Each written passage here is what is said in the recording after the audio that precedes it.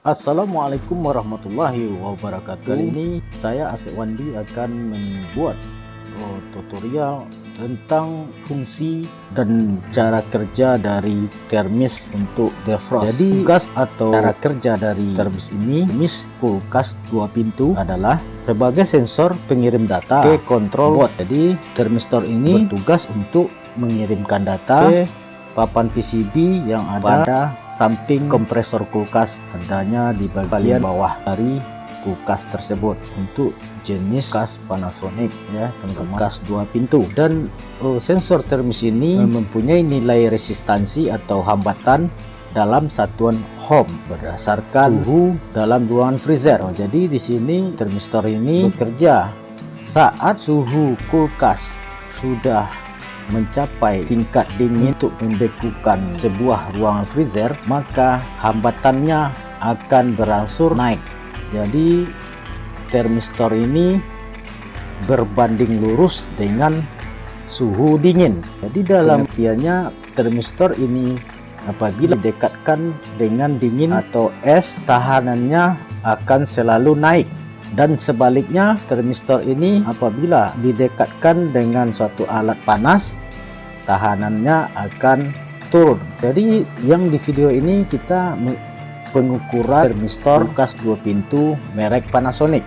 Jadi dalam termis ini akan bekerja sama dengan defrost.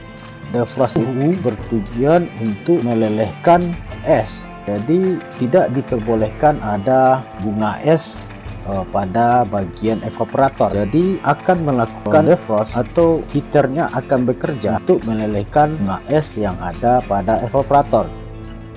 Terima kasih ya yang sudah subscribe, like dan share, dan untuk yang belum subscribe jangan lupa subscribe-nya. Terima kasih.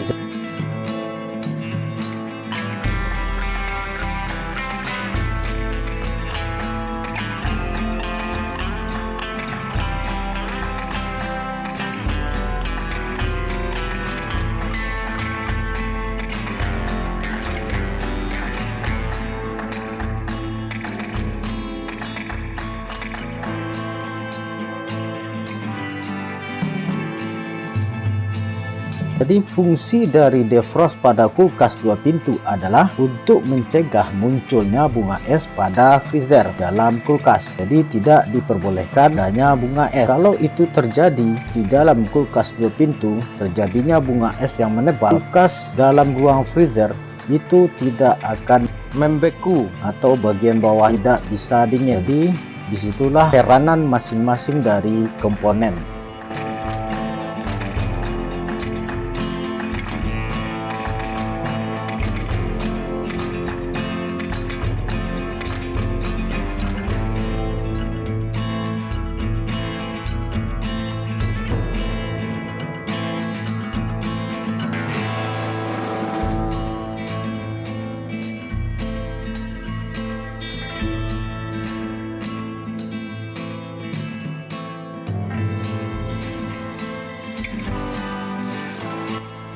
Yang kontrol suhu ruangan, yang bertugas untuk mencairkan es,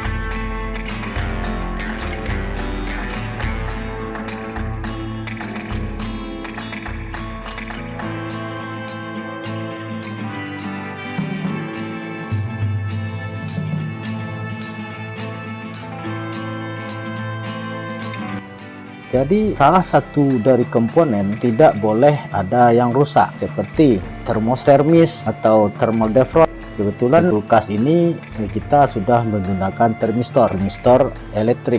elektronika. Kulkasnya sudah menggunakan termistor dan menghubungkannya pada rangkaian elektronik.